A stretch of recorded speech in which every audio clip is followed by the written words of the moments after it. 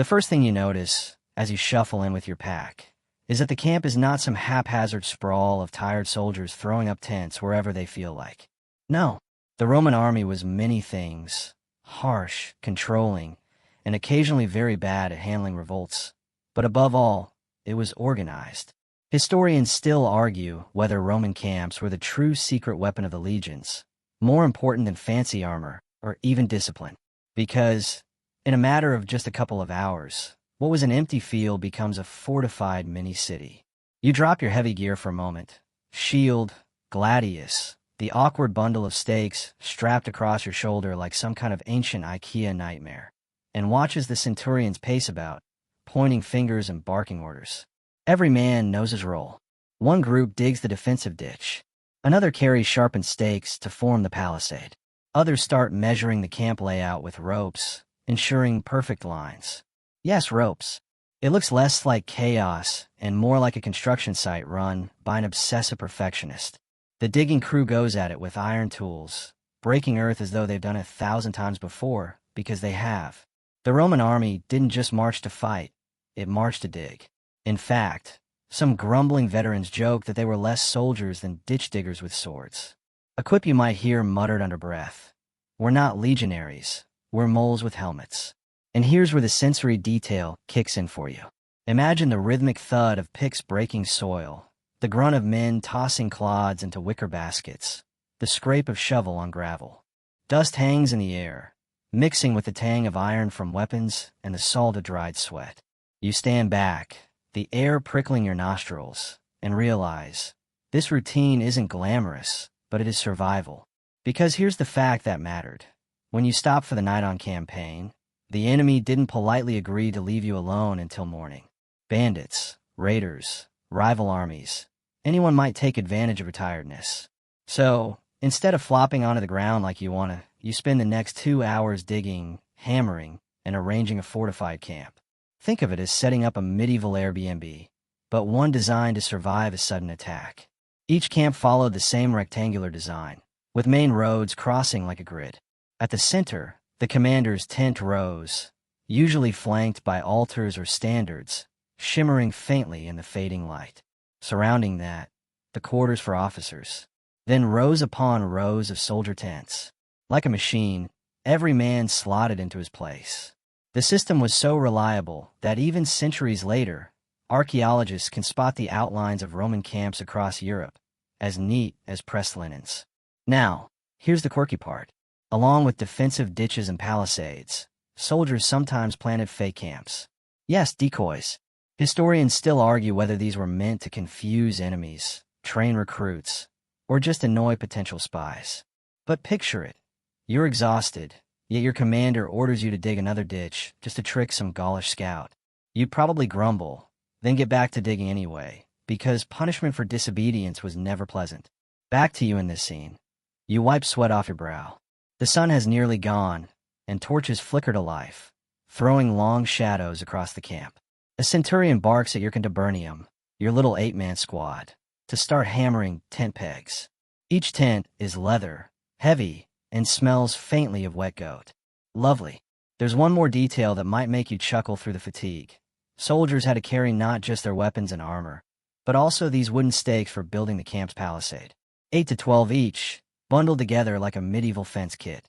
Marching with them strapped across your shoulder must have felt like hiking with a bundle of awkward broomsticks jabbing you in the back of the head. That's why some legionaries called themselves mules of Marius, after the reformer who made this standard practice. You grumble, but hey, it beats being actually called a mule by your centurion. And now the layout is taking shape. The ditch encircles you. The palisade rises. The commander's tent glows faintly from within. There's order where there was emptiness.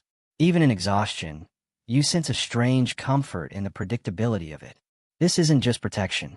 It's routine. It's home, at least for tonight.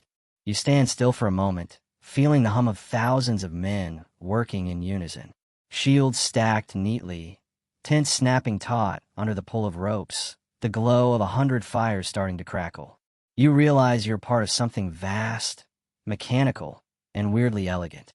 And as you pick up your mallet again, driving a stake in a hard soil, you can't help but think, Tomorrow you'll march again, but tonight you'll sleep behind a wall built with your own blisters.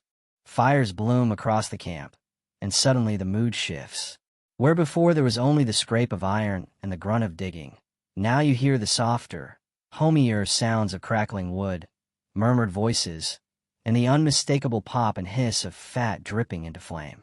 The air that was once full of dust and sweat now grows richer, wood smoke mingling with the earthy aroma of boiling grain, roasted meat when you're lucky, and the faint tang of sour wine being poured into cups. You drop down cross-legged near your contubernium's tent, grateful that the work of ditch digging is over. Your arms still buzz with fatigue, but here in the glow of firelight, you almost forget the ache. Shields lean neatly in a row behind you, helmets glint faintly, and everywhere you look, men are shaking off the day's march the only way they know how, with food, with noise, and with laughter. Someone nearby lets their lorica segmentata, those familiar, clunky bands of iron armor, fall onto the ground with a dull clatter.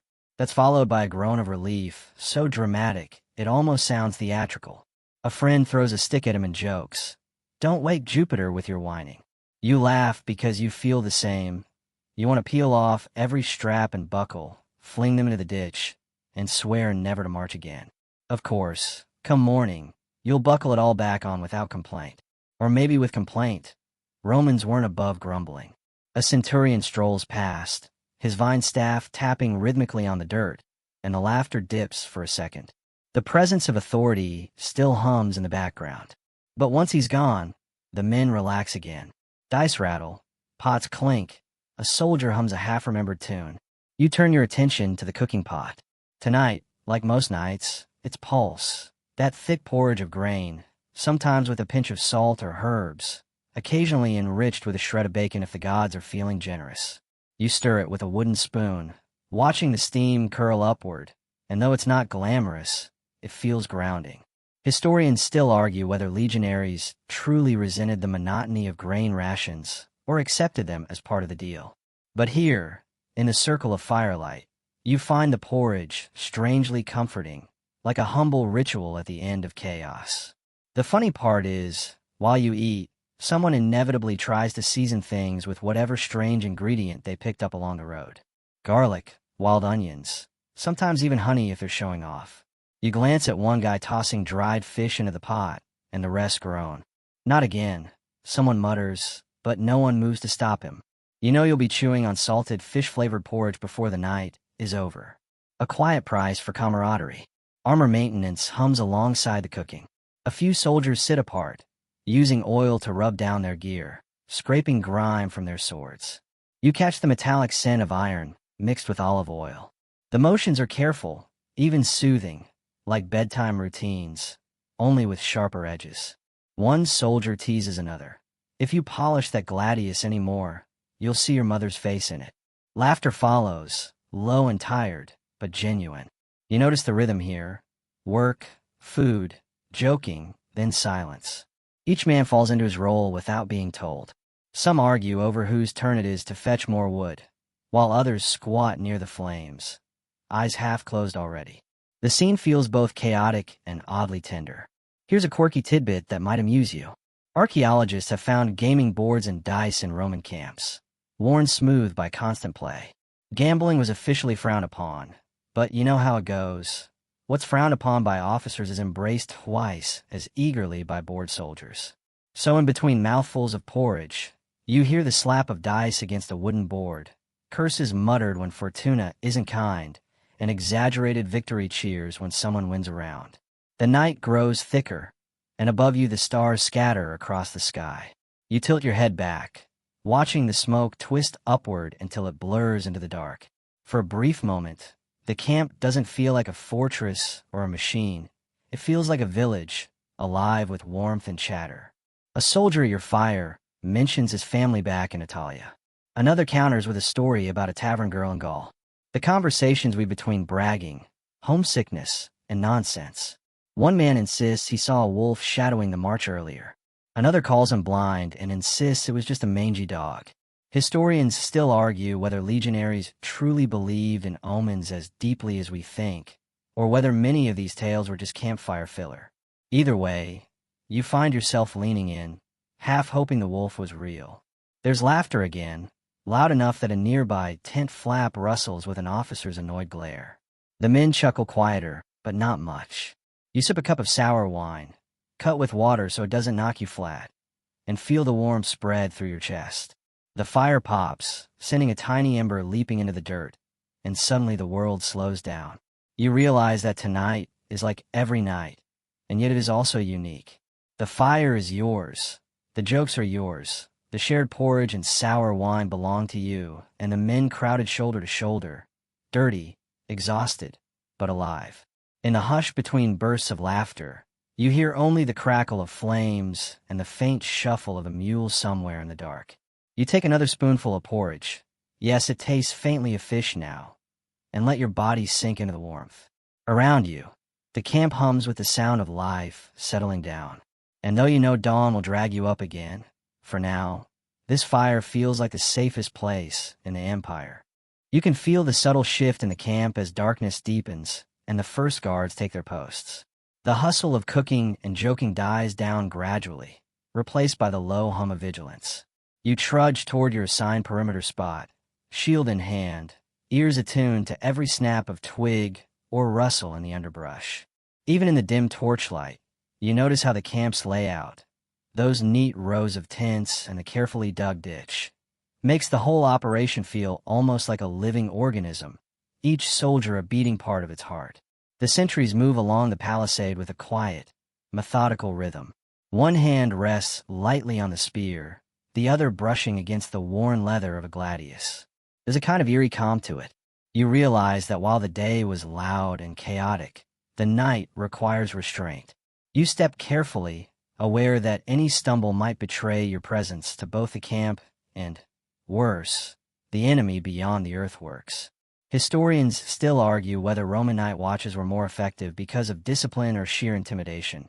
But tonight, walking the perimeter, you see the effect either way.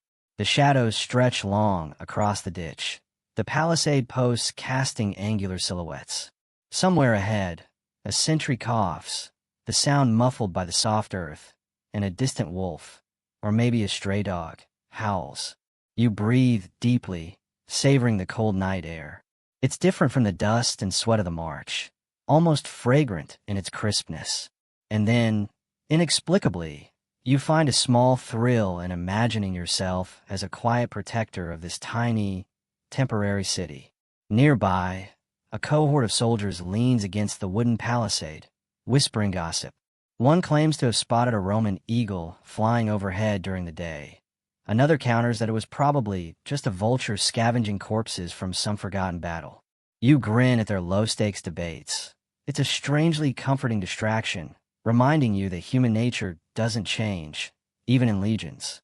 The fringe tidbit is this. Some Roman sentries carried small charms in their pockets, like tiny phallic amulets, believed to ward off misfortune. You roll your eyes, muttering that luck and a sharp spear are probably more useful. You step back to your post, adjusting the strap of your scutum. Your muscles ache, but the responsibility steadies you. It's a peculiar paradox. Exhaustion enhances alertness. Each sound, each rustle in the shadows, draws your attention without jarring you into panic. You notice the way the moonlight glints off armor, how the soft breeze stirs the dust in the ditch, and how even distant lanterns seem to pulse like heartbeat markers for the camp. A sudden clang echoes from the far end. Someone dropped a helmet, you realize, and the noise ricochets across the empty road between tents. A quick reprimand comes, but it's gentle. They're too tired for serious anger. You smile to yourself. Even in the disciplined Roman army, small mistakes create echoes of human life. As you adjust your grip on the spear, you catch movement at the edge of your vision. The horses in the stables shift nervously, nicker softly, and the mules paw at the dirt. You remember a quirky detail a historian mentioned once. Some centurions would keep nocturnal roosters in their stables because the birds' crowing was thought to warn of intruders. Nighttime security had its practical and superstitious layers, often overlapping in ways that make modern soldiers nod knowingly. The minutes stretch, and your mind drifts. You imagine the distant lands these men have marched through, the Rhine forests, the dusty roads of Hispania, the sun-baked plains of Africa. Every night watch carries a memory, sometimes sweet, sometimes sour, always lingering. Soldiers murmur quietly about home, lovers left behind, or the delicious thought of waking to fresh bread at dawn. You tuck that thought away. It's a rare comfort, one that keeps you upright and alert. Yet there's also the suspense. That soft rustling could be nothing, or everything. You imagine an enemy scout slipping through the dark, measuring your defenses, trying to discover a weakness. Historians still argue whether these night fears were exaggerated in accounts to highlight Roman discipline or were an actual constant anxiety. Either way, your pulse ticks slightly faster. Time stretches. 1 hour merges into the next. Stars wheeling overhead remind you of the vast sky above the tiny, flickering camp. You notice how the faint snore from a nearby tent blends with the murmur of the sentry's step. There's a rhythm to it, a lullaby for the watchful. You think perhaps, just perhaps, this is the most intimate connection to the Legion you'll ever feel. The quiet guardianship of a sleeping camp. And when your relief finally arrives, the next sentry stepping up with a friendly nod, you sink gratefully to the ground. Your legs ache, but the satisfaction is profound. You've been part of the protective heartbeat of the camp, a small piece in the living machinery. As you trudge back toward the warmth of the firelight, the distant sounds of pots and laughter greet you like an old friend. The camp continues its nocturnal life, alive, safe, and strangely comforting. By now, the camp has settled into a soft, glowing rhythm. Fires crackle, embers drift upward, and the scent of cooking permeates the cool night air. You wander over to the communal cooking area, drawn by the promise of sustenance, and perhaps a few scraps more interesting than your standard ration of pulse. Tonight, like most nights on campaign, the fare is humble, a thick porridge made from spelt or barley, occasionally enriched with a shred of bacon, dried fruits, or some local vegetable snagged along the march. You scoop a mouthful into your bowl, the steam curling lazily into your face. It's bland, yes, but strangely soothing, almost meditative in its consistency. A soldier beside you stirs his portion vigorously, muttering that he's mixing out the boredom, which makes you smile. Historians still argue whether Roman rations were purely utilitarian or if some efforts were made to maintain morale through taste. You decide it doesn't matter right now. This porridge is comfort, whether intentional or accidental. As you nibble, your attention drifts to the odd snacks your comrades have found along the road. Someone has roasted acorns and claims they taste like almonds if you squint. Another teases with a jar of fermented olives that reek faintly of vinegar and mud. And of course, there's always the soldier who insists he found a wild mushroom fit for a centurion. You watch him squint at it skeptically, imagining all the ways it could go wrong, and laugh quietly to yourself. Wine, diluted with water, as always, flows from a leather jug. It's not luxurious, but it warms you from the inside, spreading through your chest in a gentle, lulling heat. A soldier swirls his cup and takes a tiny sip, announcing that it smells faintly of Rome, which sparks a round of low chuckles. The night feels soft around you, and the familiar rituals of shared rations and laughter weave a cocoon of comfort amid the camp's rough edges. You pause to observe how soldiers interact during mealtime. Some argue over portions. Others quietly trade morsels or tease one another about whose rations are superior. Dice games sometimes erupt on the side, small bets placed on who will draw the shortest straw or roll the lowest number. Fringe tidbit. Archaeologists have found game boards etched into camp tables and dice scattered in the dirt, evidence that this kind of entertainment was widespread, despite occasional orders forbidding gambling. The light hum of amusement contrasts sharply with the underlying awareness that this is a temporary reprieve. After filling your stomach, you notice the subtle rituals accompanying the meal. Spoons and bowls are scrubbed with water and a rough cloth. Pots are left near the fire to cool slowly. One soldier meticulously polishes the ladle as if it were a prize sword. You chuckle silently. Maintenance is everywhere.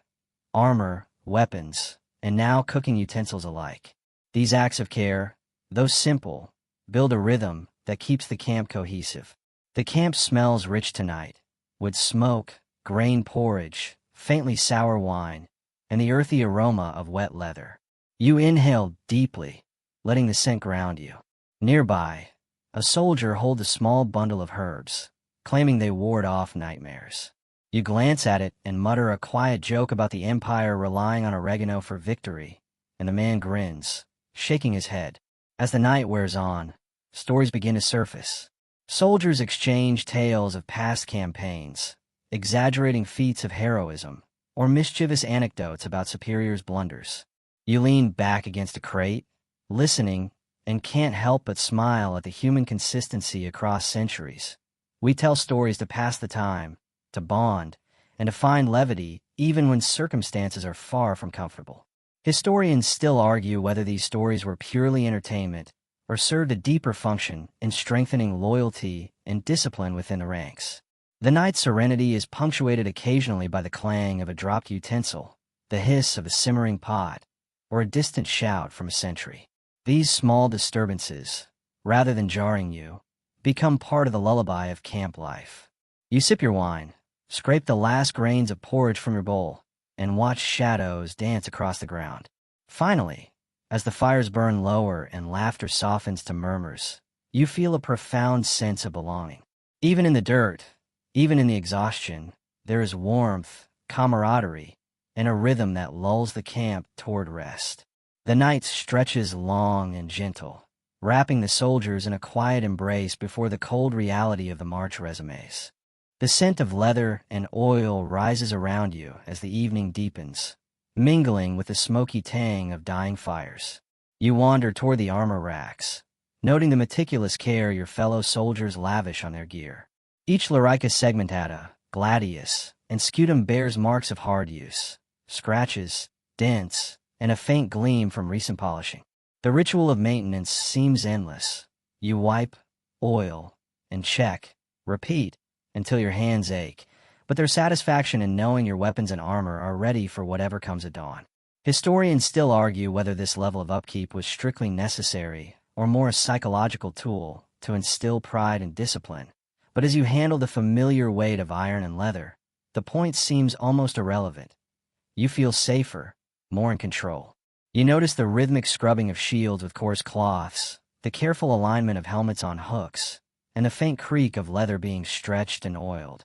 A soldier mutters that his armor smells like a goat, and you can't help but laugh. Fringe tidbit. Some centurions claim that rubbing a small amount of vinegar into leather not only preserved it, but also discouraged lice, though you suspect it mostly just made everyone wrinkle their noses. You nod politely, pretending to be impressed, because arguing about vinegar treatment isn't worth the effort when your hands are busy with real maintenance. You run your fingers along the edges of your gladius, noting the nicks and tiny chips. The weapon feels familiar, almost like a companion. In a strange way, tending to the equipment is as comforting as tending to your own body. The repetitive motions, the rubbing, the tightening of straps, the polish of metal, have a soothing cadence, echoing the gentle rhythm of the camp settling down for the night. Nearby, a small group of soldiers compares their gear, exchanging tips and tricks. One swears by a certain type of oil brought from the provinces. Another insists that rubbing the inside of the larica with goat fat prevents chafing during long marches. You listen, amused, and tuck the advice away. It might be useful someday, or it might just be another story to pass time by the fire. The mingling of practicality and superstition creates a tapestry of camp rituals that feels oddly intimate. While you work, you catch snippets of conversation about distant lands. One soldier boasts of the sands of Africa, describing the heat so vividly you can almost feel it. Another recounts the dense, misty forests of Germania, where every footstep could hide an ambush. These stories blend with the scent of leather, the hiss of oil on hot metal, and the low murmur of conversation, forming a comforting ambient noise. As you finish oiling a particularly stubborn strap, a centurion passes by, inspecting the work silently. The gaze is sharp, but there's no reprimand. Perhaps he's assessing readiness, perhaps just wandering. The line between authority and oversight feels thinner at night.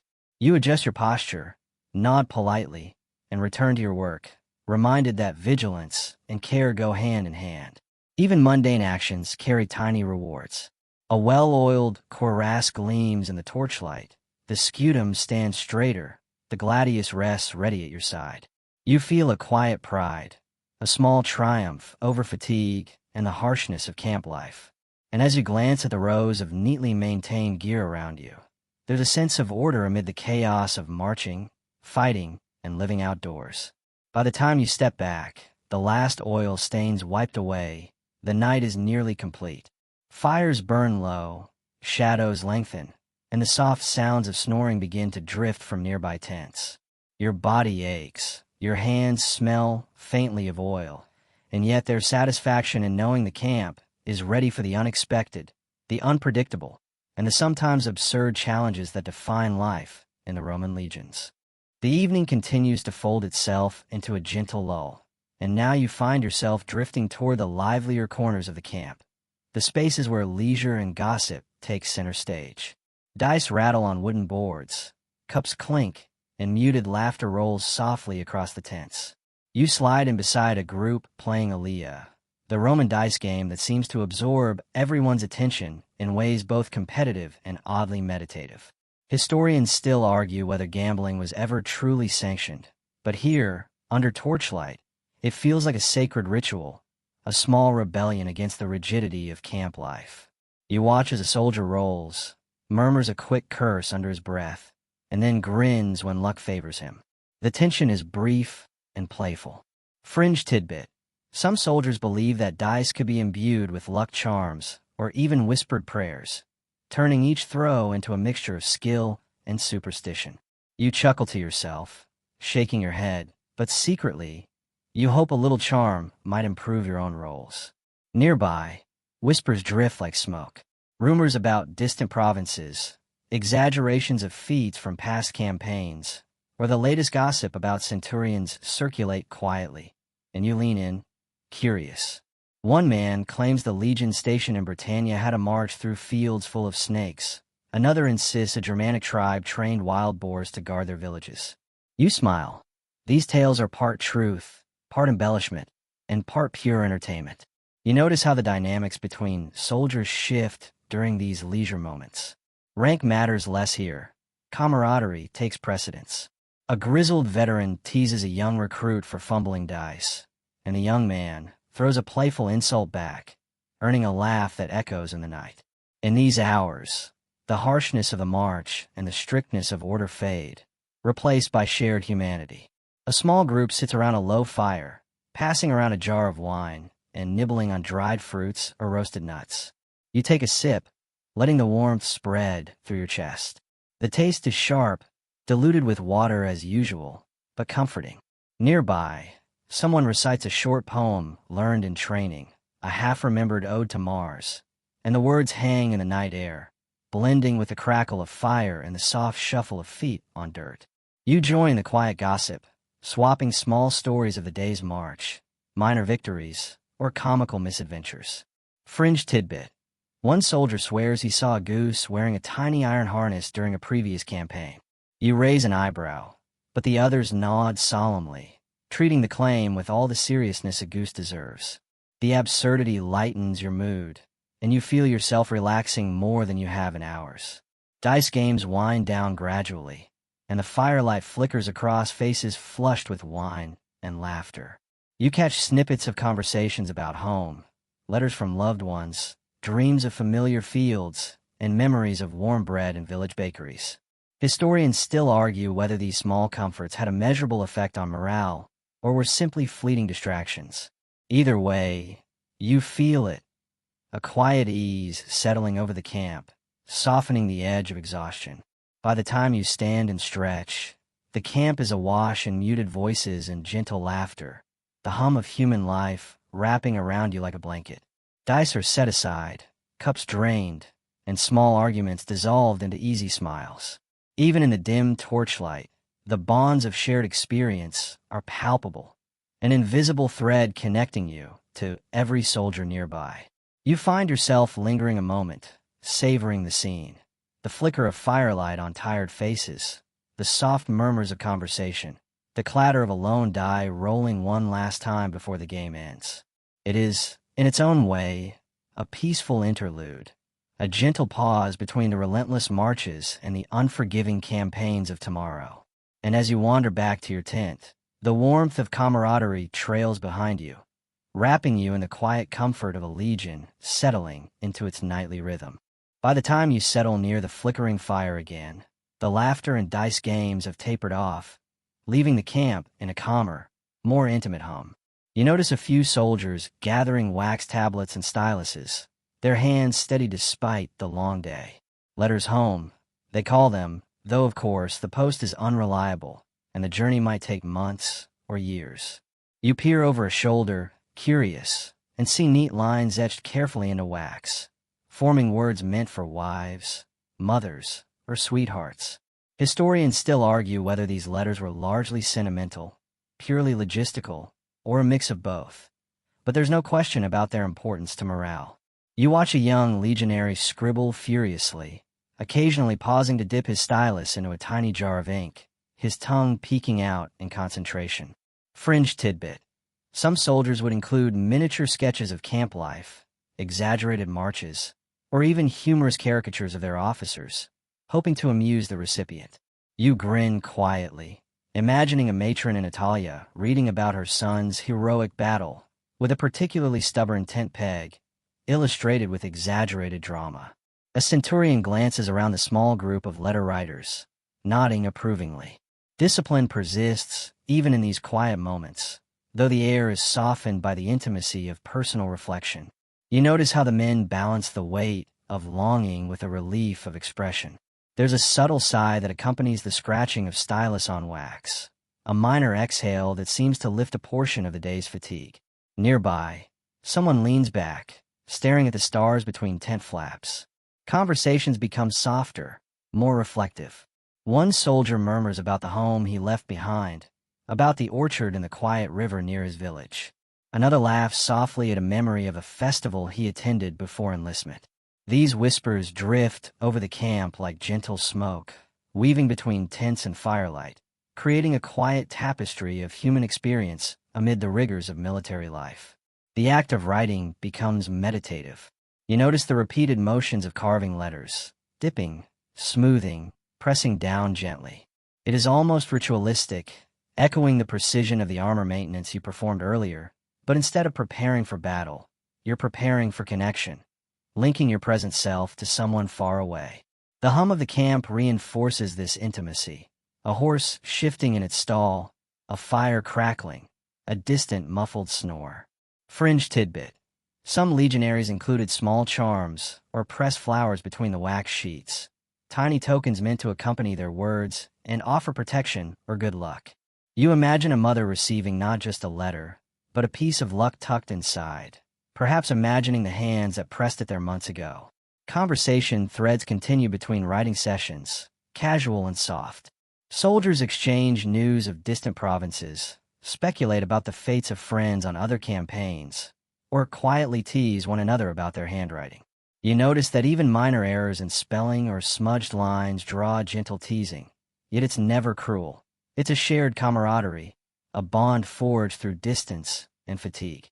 And as you sit there, stylus in hand, firelight dancing on wax, you feel a small but profound connection to the Legion, to the Empire, and to the countless unnamed men who pause in the dark to write words that might never reach their destination. This quiet intimacy, this layering of longing, humor, and routine, forms a soft backdrop to the night, a private, comforting rhythm in the otherwise relentless march of the Roman army.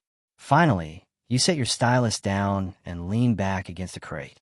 The letters are stacked neatly, waiting to be collected, but the act itself has been enough. The camp continues its gentle hum, and for a moment, even the distant clatter of mules and the faint sigh of the night wind feel like lullabies. You breathe in deeply, the waxy smell of writing mingling with smoke and evening chill, and feel a rare serenity settle over your shoulders. Night deepens, and now the camp moves into its quieter, more personal rituals. You find yourself drawn toward the small altars and makeshift shrines tucked near officer tents or along the main roads. Soldiers kneel or sit cross-legged, murmuring prayers to Jupiter, Mars, or whichever deity seems likely to smile upon the night's sleep. Some clutched tiny charms or amulets. Fringe tidbit. Phallic symbols were commonly used as talismans to ward off misfortune or bad dreams, a curious blend of superstition and practical psychology. You raise an eyebrow, amused, but secretly you hope a little extra luck doesn't hurt. Historians still argue whether these charms were deeply religious or mostly superstition, but the effect is clear. Soldiers find comfort in these small rituals. You pause, observing one young recruit who fingers a small carved figure of Mercury before placing it beneath his pillow. His eyes are half closed, lips moving in a quiet, almost musical recitation. Nearby, a veteran sprinkles a few drops of wine onto a miniature shrine, whispering thanks for surviving the day's march without incident. The gestures are simple, almost intimate, yet they carry the weight of thousands of miles traveled and countless nights endured in foreign lands. There's a rhythm here that feels oddly like breathing. The soft murmurs of prayer, the distant shuffle of centuries, and the gentle flicker of torchlight create a soothing cadence.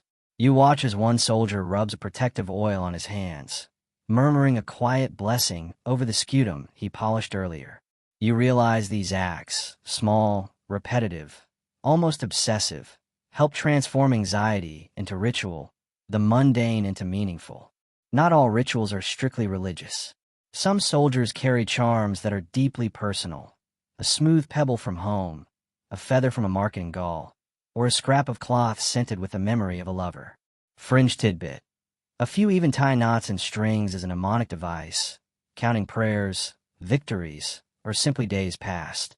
Historians still argue whether these objects held spiritual significance or were psychological aids. But watching the camp, you understand that either interpretation brings comfort. A low wind rustles the tent flaps, and you hear the faint creak of leather against wood as men adjust bedding or shift to more comfortable positions. You notice how some stand briefly to salute the night sky before crawling into straw-stuffed mattresses. The air smells of earth, leather, and fire, a mix that, oddly enough, feels calming. You breathe it in, letting the familiarity anchor you, a reminder that even in foreign territories, routine is a home of sorts. You wander past a small group, exchanging whispered advice about dreams. One soldier claims that chewing a particular herb before sleep ensures visions of home. Another counters that only a specific posture in the sleeping pile brings restful slumber. You smile. These debates, full of personal quirks and gentle humor, are a cornerstone of nightly life. The night grows deeper. Fires burn lower, casting longer shadows. You pass tents where men pray, mumble, or clutch charms, and you notice how each act, however small, threads together a communal sense of protection. Soldiers lean closer, sharing advice, sharing warmth, sharing hope. You pause, letting the scene settle around you, sensing a profound bond in this quiet, ritualistic part of the night. By the time you return to your tent, the camp hums softly with muted prayers and whispered reassurances. You lie down, holding your own token, a simple piece of cloth tucked into your belt, and allow yourself to relax. The night outside may be vast and unpredictable, but inside this circle of firelight, ritual, and shared superstition, the world feels manageable, even tender. The air feels cooler now, damp with dew settling over the camp, and you drift toward the more practical side of nighttime life, food. Soldiers have finished their prayers and charms, and now the scent of late rations lingers. Bread, porridge, sometimes cheese if the supply wagons are generous. You crouch near a small group who scrape bowls with spoons carved from bone. The meals aren't lavish, but they're grounding, and after a day's march, even watery gruel tastes oddly satisfying. You notice one soldier sneaking a dried fig into his mouth, saving it from earlier. Fringe tidbit. Figs were considered not only nutritious, but slightly magical, a fruit tied to fertility and Roman prosperity. Historians still argue whether figs were primarily cherished for their symbolism, or simply because they kept well during campaigns. The conversation at the fire is light. A few jokes tumble out about the quality of the bread, hard enough to use as a projectile, someone claims, and the group laughs quietly. You smile at the gentle sarcasm. Humor, even mild, is a soldier's best ally when the road stretches endlessly. One man pokes fun at the camp cook, claiming he could make olive oil taste like boiled leather. You suspect he's not entirely wrong.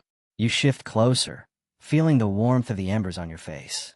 The fire crackles softly, casting orange light against the men's helmets stacked nearby. They talk not of war or death, but of simpler things. A horse that bit its handler, the way rain seems to find every gap in a cloak, or the memory of a particularly good tavern back in Italy. These fleeting stories act like a salve, little reminders of normal life seeping into the discipline of the Legion. Nearby, a smaller circle of recruits shares leftover bread dipped in diluted wine. One tells the story of a general who supposedly ate only onions before battle to sharpen his courage. Another counters with the tale of a centurion who swore by garlic. You chuckle. Historians still argue whether Roman beliefs in such foods were grounded in practical nutrition or exaggerated folklore. But either way, they made for good table talk. There's a camaraderie here that feels almost familial. The food may be basic, the wine watered, but the act of sharing, passing a crust, exchanging a sip, is its own ritual. You watch one man break his last piece of bread in half, offering it to a comrade who lost his ration earlier. No words pass between them. The gesture is enough. It's simple, human, comforting. A gentle wind stirs the ashes, sending sparks drifting upward like fireflies. You lean back, resting on your elbows, listening to the lull of voices. The food, the humor, the little debates about onions versus garlic. It all blends into a steady rhythm that calms the camp. It's not a feast, but it nourishes more than the body. It feeds belonging, reminding each soldier that, at least tonight, he is not alone. Gradually, the fires burn lower, bowls are scraped clean, and laughter fades into tired sighs. You stand, brushing crumbs from your tunic, and take one last deep breath of the mingled aromas, grain, smoke, faint wine. You tuck the memory away like the soldiers tuck their figs. Small, sustaining, strangely sweet. The night air grows cooler still, carrying a faint mist that clings to the tents and blankets like a delicate veil. You trudge toward the sleeping quarters, the rows of tents neatly aligned, each one bearing the evidence of careful arrangement. A mat of straw, a pile of blankets, and a small space for personal effects. Historians still argue whether this rigid organization served purely tactical purposes or also cultivated a psychological sense of order. But from your perspective, the symmetry brings an odd comfort. Inside your assigned tent, you crouch down to arrange your bedding. The straw is coarse and scratchy, but the act of flattening it, smoothing your blanket, and adjusting your small personal items feels grounding after a long day of marching, digging, and guarding. Fringe tidbit. Some legionaries would place small tokens under their pillows, a coin, a pebble, or even a pressed leaf from home, believing it brought protection or sweet dreams. You tuck a small trinket in your own bedding, feeling a slight smile tug at your lips. You stretch out, letting your back press into the uneven straw, and listen. The camp hums softly, distant snoring from nearby tents, the shuffle of a guard making his rounds, the low murmur of soldiers whispering last-minute stories or advice. The rhythm is soothing, like a pulse that aligns with your own heartbeat. You notice how even the smallest sounds, the creak of a tent flap, the gentle rustle of a leather satchel, blend into a kind of lullaby. A soldier nearby adjusts his helmet, placing it beside his pillow as if it were a guardian. Another murmurs a quiet prayer to a deity you vaguely recognize, speaking softly so as not to disturb anyone. You consider that even in the heart of an army designed for conquest, there's room for personal habits and small comforts. Historians still debate how much these private rituals influence morale, but the effect on you, right now, is undeniable. You close your eyes for a moment and allow your thoughts to drift. The campfire from earlier flickers in memory, warm faces smiling, dice rolling on wooden boards, faint laughter mingling with the smell of porridge and wine. Each image threads together, forming a tapestry of calm in the otherwise relentless structure of the Legion. Fringe tidbit. Some soldiers would hum quietly to themselves as they fell asleep, a soft tune remembered from childhood or improvised on the spot, helping ease the transition from wakefulness to rest. You hum silently along, finding a surprising rhythm in the night. Outside, the sentries continue their silent march, their steps a measured counterpoint to your breathing. You realize that even in darkness, the camp is alive, a living organism of firelight, sound, and shadow. There is comfort in knowing that every man has his role, that every tent is positioned with intention, that every ditch and palisade serves both protection and reassurance. You adjust your blankets once more, feeling the straw pressed gently against your back, and inhale deeply. The night smells faintly of earth, smoke, and leather, a combination that, strangely, signals safety. Each detail, each small ritual, each quiet act of preparation weaves into a gentle cocoon around you. Sleep is not yet here, but the world feels manageable, calm, and intimate. And as you settle fully onto your straw bed, the distant sounds of the camp, the soft murmurs, the occasional creak, the faint wind, wrap around you like a lullaby. You are part of something larger, a rhythm that stretches across miles and generations. Yet in this moment, it is yours entirely. The quiet of the camp deepens further as most soldiers have finally surrendered to sleep. You linger a moment near the central fire, where embers glow like tiny, patient eyes in the darkness.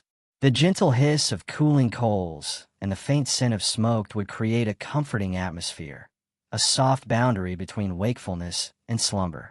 Fringe tidbit. Some legionaries would sprinkle water on the embers to produce a soothing hiss, believing it helped relax the mind before bed. Historians still argue whether such practices were widespread or simply individual quirks, but the effect is tangible. You find yourself exhaling slowly, the tension of the day fading. A few night watch sentries pace silently along the palisade, their footsteps muted by the soft earth.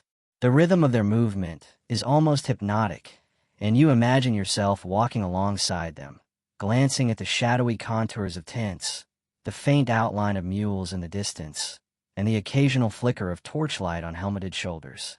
It's reassuring to see the Legion's vigilance maintained even as exhaustion settles over the majority. You wander toward the stable area, curious about the animals' nocturnal routines.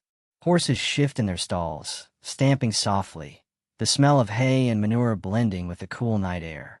Some soldiers murmur to their mounts, smoothing manes or offering gentle pats before returning to their own quarters.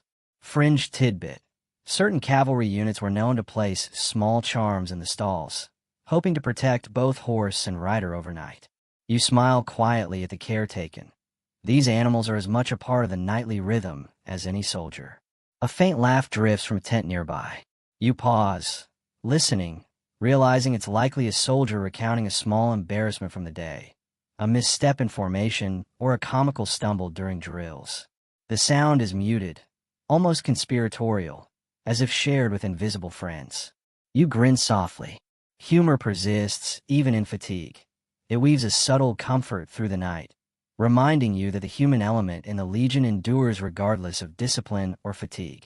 Moving back toward your tent, you notice the faint outlines of stars overhead, pinpricks in the velvet sky. The camp feels suspended between Earth and cosmos, each man and beast a small, attentive point in a much larger pattern. You take a slow breath, letting the chill of night air mix with the lingering warmth from earlier fires. Historians still debate whether Roman camps intentionally aligned with celestial patterns. But even if coincidental, the effect is quietly magical, a sense of connection to something larger than the day-to-day march. Inside your tent, you rearrange your blankets one last time. The straw has softened under the weight of countless nights, and you find a comfortable indentation for your head. Fringe tidbit. Some soldiers carried small personal tokens, tiny stones, carved charms, or even pressed flowers, to place under their pillows for luck or dreams. You tuck your own keepsake under the blanket and settle in, feeling a subtle, protective presence nearby. Your thoughts drift toward home, letters written, faces remembered, smells of kitchens and fields recalled with surprising clarity. Sleep creeps closer with every breath, every faint creak of wood, every whispered murmur from neighboring tents. The camp's rhythm, from the low hum of sentries to the faint shuffle of animals and the soft glow of dying embers, has woven a cocoon of calm around you. Finally, lying still in your straw bed, you allow your mind to float. The Legion's life, its rituals, camaraderie, and gentle quirks, forms a soft backdrop for rest. The night outside is vast, but within this carefully structured, well-tended space, it feels safe, intimate, and remarkably serene. Dawn is still hours away, and the camp lies wrapped in quiet anticipation. You settle into your straw mattress, the coarse material pressing unevenly against your back, and listen to the subtle sounds of night, a sentry's careful footfalls, the soft nicker of a horse, the gentle flutter of tent flaps stirred by the wind. The cool air carries faint traces of smoke and earth, grounding you in the familiar cocoon of the camp. Fringe tidbit. Some legionaries believe that inhaling the morning dew before sunrise brought good fortune, a superstition that, in the haze of early dawn, feels comforting. Historians still argue whether these small rituals were widespread or isolated quirks, but their presence tonight soothes you as sleep settles in. You finger the charm tucked beneath your pillow, a small bone amulet smoothed by travel and handling, and feel its reassuring weight. Nearby, soldiers murmur soft prayers or hum quietly, each performing rituals that blend superstition, care, and habit. Some leave scraps of bread for the animals, sprinkle a few drops of wine at a tiny shrine, or smooth blankets with meticulous precision. Fringe tidbit. Pressing small leaves or flowers into pillows was also common, meant to ensure dreams of home or restful sleep. You tuck your keepsake back and exhale slowly, letting the rhythm of the camp and its gentle routines wash over you. From the corner of your vision, the first pale hints of dawn seep through the tent flaps. The stars fade, and the shadows of the camp stretch long and soft. You reflect on the day's march, the shared meals, the laughter over dice games, the letters and charms, and the quiet camaraderie that knits the Legion together. Historians still debate how much these rituals affected morale, but lying here, you understand their power, not in theory, but in the way the camp breathes as one, each small act of care and tradition forming a network of comfort and stability. You close your eyes fully, letting memory, ritual, and night meld into a gentle lullaby. The warmth of straw beneath you, the lingering scent of fire and earth, the distant shuffle of guards and animals, all combine into a steady, soothing pulse. In this space, the Legion is not an impersonal machine of conquest, but a living, breathing community. You are part of it, and for a few perfect moments, the world outside feels distant, and the night embraces you completely. Sleep finally takes you, soft and unhurried, carrying the Legion's rhythms into dreams. There is no battle, no march, no hardship, only warmth, ritual, laughter, and quiet companionship. In this chapter, and in this camp, the story finds its gentle, comforting closure, a night well lived, a rest well earned, and the promise of tomorrow carried lightly on the shoulders of men who stand together, even when asleep.